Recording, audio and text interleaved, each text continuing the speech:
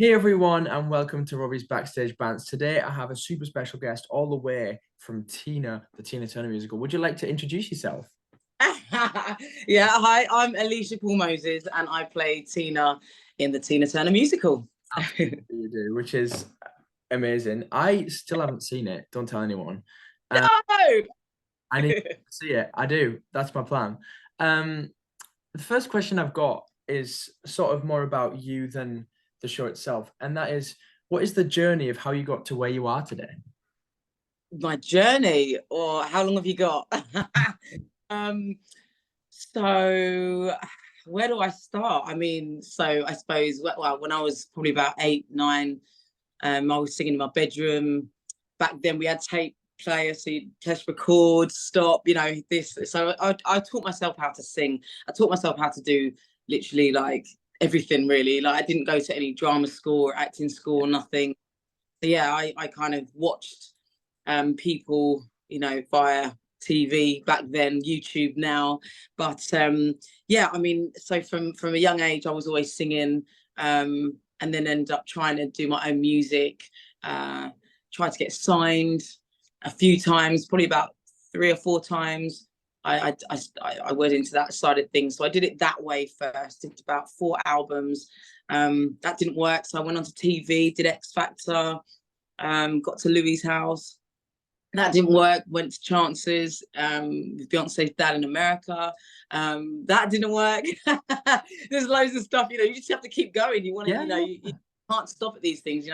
If you want to keep doing it, you have to keep. It's just the relentless of it that keeps you in there. But yeah, so then I did The Voice twice. Eurovision with Andy Abraham, did backing for Lionel Richie. So I've done quite a lot of things. There's more things that I've done, but reeling it off in a quick way like this. And then, and then I did a Whitney and Tina tour wow. for years, 4.5 years, and then obviously COVID happened, and had to change my thought process of how I was going to work. I actually did go and work in Asda delivering food to people, which I absolutely loved, to chat to a lot of people that didn't want to leave their houses. So that was lovely to do that. But in that time, I'd never acted before. I always loved films, and I love, everyone loves a film, but I'm very much Marvel, Mission Impossible, Tom Cruise, love him, all them, Marvel Yeah. films I love. So yeah, no, my dream was, and it still is, to be in a film or to be in a Netflix series or whatever. But yeah, so in lockdown, I started learning how to act, as it were. But I'd film myself, watch it back, and then do a little bit of a monologue, write my own little thing, film it, and watch it back, and then see where I can improve. And then I found Jack Ryder, who it was EastEnders. He's done lots of other things and as director of a couple of shows, and more. And I started working with him. So I said I wanted to know everything about acting, everything about self-tapes, literally everything. He taught me everything I needed to know about it all. He was amazing. He was kind of my counselor at the time as well. In lockdown was quite hard. So yeah. So yeah, Jack Ryder is amazing. Like he does his own sessions. So yeah, so I did that for probably about 6 months. I was working with him, and then obviously COVID passed. I went back into the touring show, but I also wanted to be with my kids, and then I ended up auditioning for this show, and my first ever West End show. I'd never auditioned for a West End show ever. So so going into the first audition with George, who was in the last cast, who played Roger. He is brilliant, and yeah, he was like, just don't worry about it, you'll be chill, just go in there, you're all right, you'll be fine. He's like, he's cool. And that's what I did. I went in there, I was all right, and then yeah, and basically, yeah, I got the job. So it's not from that first audition. There was like five, 6 auditions, dancing ones and everything like that. But yeah, so I've in a small snippet, that's kind of where I've done to now. This Yeah, is for your me, life. Yeah. yeah, I didn't ever think that I'd be acting as a lead in the West End. Amazing. And here you are. Yeah. So what was the audition like? The audition was scary, I'm not gonna lie. Yeah, so I was actually called in to be Eileen, which is her sister. Yeah. So I sung her song, and read through the script of Eileen, and then Toby, the MD at that time, was, can you sing a couple of Tina songs? And I was like, can I? So yeah, I sung a couple, and then he said, can you do it in your own voice now, like just how you would sing it? And I was like, wow, because obviously I started doing Tina in the tour as Tina. I never as me. So anyway, I did a few, and I was like, okay, hopefully this is good. And they seemed like they loved it anyway. But then within an hour later, they called me back because to actually audition as Tina. So I actually went in as Eileen, but I come out and got the part as Tina. So yeah, it's mad. Amazing how things change in the room, isn't it?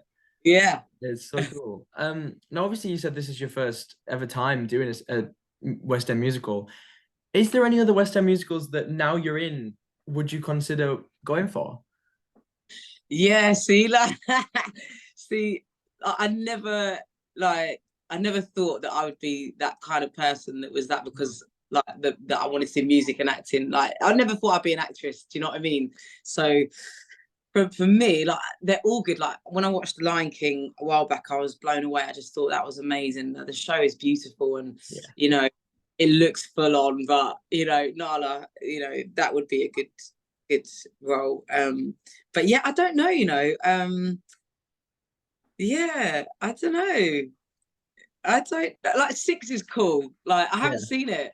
I haven't You need seen to it, and I see want to watch it. it. I know. Go see it.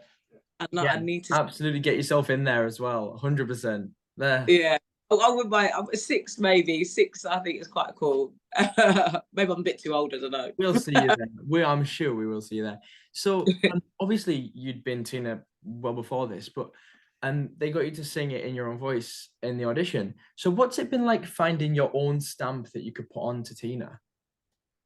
I suppose just me, really, because where I used to do Whitney and Tina, and completely different vocal ranges and vocal sound and tone. So I kind of, like, everyone used to say, like, what do you prefer doing? And I preferred to do, there wasn't one that I preferred, but I was just more like Tina.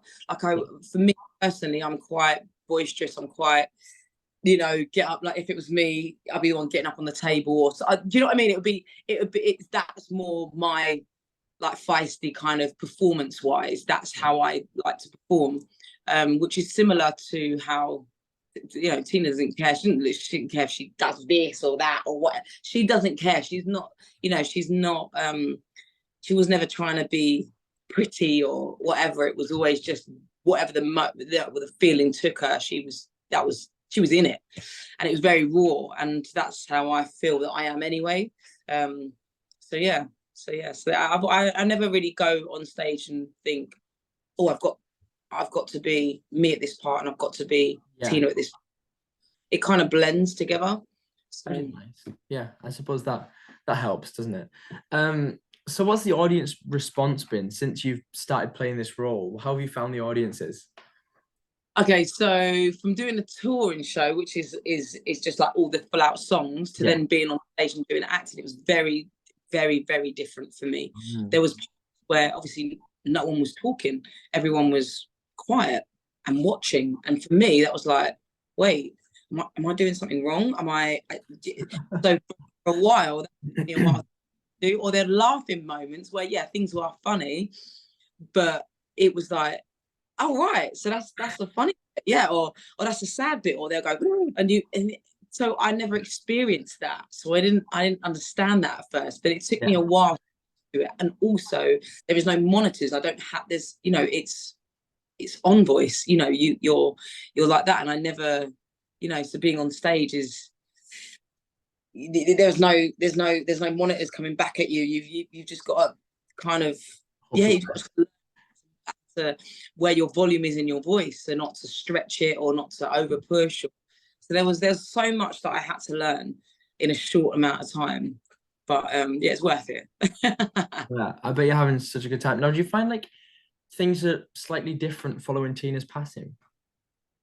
So I went on the day after, Right. and um, for me, when I found out, um, I I found out just before everyone had gone on stage, so I knew no one had known, and it was kind of like, oh my goodness, like no one knows they're on stage, and it's like, and it was just it was not good at all. It was really sad. But the next day when I was on, yeah, I was devastated. It hit even harder, Mm. walking to work and seeing her that she was, you know, there was always that hope for me because I always wanted to meet her.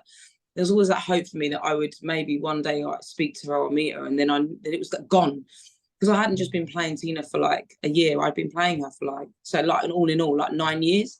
Yeah. So she was a massive part of what I did in my life. As much as anyone else listens to her music and this, but but yeah, so the building was very different for a while. You could tell that there was a massive loss, even though we was all trying to keep, spirits high. But yeah, but now it didn't change the way that we told the story. It made it probably even more so. It made it even more that we need to tell the story Yeah. and that what she and to know that she, in the end, she was with the one person that she loved, which was Evan, and she had a wonderful, marriage to him, and that's who she loves. So it's a roller coaster story, but it's a happy ending in a way, in a sad way. But we all have to go one day. So yeah, it is what it is, isn't it? Is. But no, it was, I can imagine it being very heartbreaking for you all at the time, especially with no one knowing and going on stage. That must have been a hard interval. Um, Found out, yeah, it was pretty bad, yeah. yeah, I can imagine. Now, let's go back to the positives. Yeah. What is your favorite number in the show to perform? It always changes. Um, it always changes, I do love Nutbush. Yeah. I do love it is a Proud Mary, but Nutbush is fun. They're all fun, but I'm gonna say at the minute, Nutbush. But tomorrow, yeah, It could be exactly. something. Any memories that you just think like that really stand out when you think of the show, when you think of things? Is there any memories that you just think that is my experience with this show? Oh, there's so many. I don't even know how many shows I've done, but um, off the top of my head, I don't know. I mean, they're all pretty. They're always pretty. Like when we finish, it's like, yeah, that was cool. That was cool. That was different. That was fun. There's always a different vibe about every show, and the audience as well changes that. It has a massive effect on how we are as well on stage. Even though you're not supposed to, you're supposed to, but it does. You can feel it. It's a feeling, isn't it? So yeah, it depends on how, if it's a little bit full or if it's a little bit full. We're always full. Come on. But do you know what I mean? It's a different, Yeah. like, day to day, whether someone's had a drink or they haven't, or but yeah, it's yeah, I think I can't think of the top of my head. No, I will think so of many one. memories. Yeah. Now, is there a moment of the show that you, as thinking about the show, that you think, this is a goosebumps moment? You're thinking, like, this is my standout moment of the show. Is there a moment? Yeah. I Is, mean, is there a moment for you? Because I'm supposing it's kind of a personal sort of thing. yeah. Um, what when I realised that Well, I'm yeah. like, um, it's such it's such a roller. Well, as soon as you hit that stage, it's go go go for the teenagers anyway, because we don't leave the stage, so you don't really have time to think about it. And I, uh, I suppose maybe at the Hotel Mississippi, where it's just me and Ike, and he's speaking out front, and I'm looking at him. Probably that's one of the moments, because everything slows down.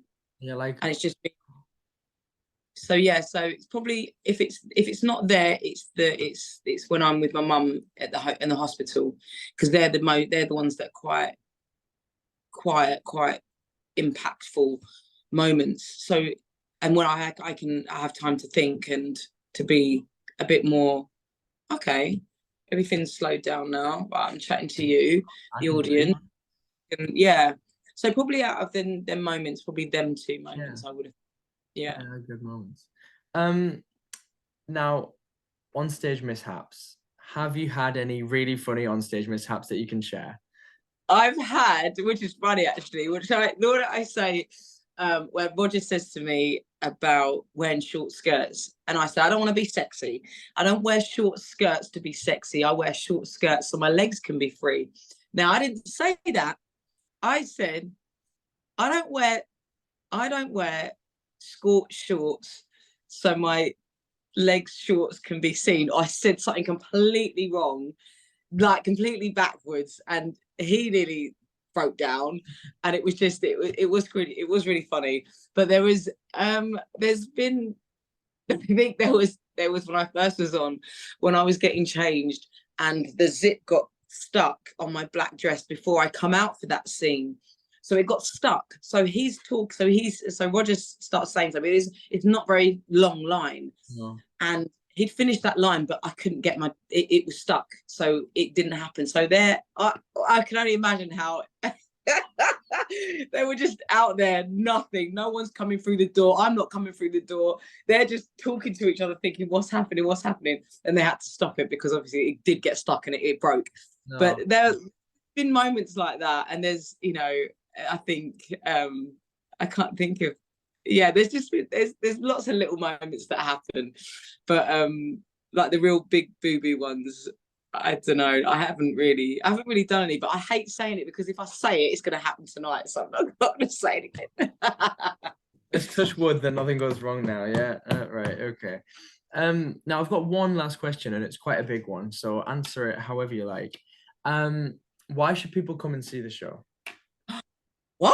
Why should they not? They should definitely come and see the show. Everyone should come and see the show. It's not, even if you're not a Tina fan, you don't have to be to come and see this show. It's got all the music, obviously from Tina, but it's not just got a story, it's got a real life story, and everyone in the story is real. We play real characters. We take you through an emotional roller coaster. I keep saying that roller coaster because it is. You laugh, you're probably going to cry. You're going to feel all different emotions in this show, and then at the end you get a concert. You get a massive vibe concert, like she would have done in a smaller scale. But you get the pyrotechnics, you get the music, you get the full band, and you get so many different costume changes, dancing, singing, everything. It's a full packed show. So yeah, whether you're a fan or you're not, you're gonna love it. Absolutely. I think I sold it for everyone. I am trying to get there, but you see, my nana says I'm not allowed to go without her. So that's the hardship, you see. But no, aside from that, I just want to thank everyone for watching this episode. It's been such a thrill chatting with you, Alicia. Thank you so much for joining me. You're welcome. Thank you. Don't forget to like, comment, and subscribe, because that helps, because I can bring more things like this. Go book some tickets for Tina. I'll leave a link in the description. That's always important. Go and sell out this show, and go see Alicia when she's on. And we'll see you on the next episode. Thanks so much for joining me. Thank you. Bye, everyone.